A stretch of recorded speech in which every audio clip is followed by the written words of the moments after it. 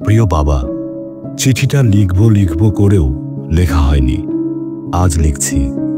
তোমার হাত ধরে হাঁটতে শেখা, তোমার কাঁধে চড়ে মেলায় যাওয়া, তোমার দেওয়া অগাধ সাহস আর অনুপ্রেরণা আমার পথ চলার পাথেয় হয়ে আছে।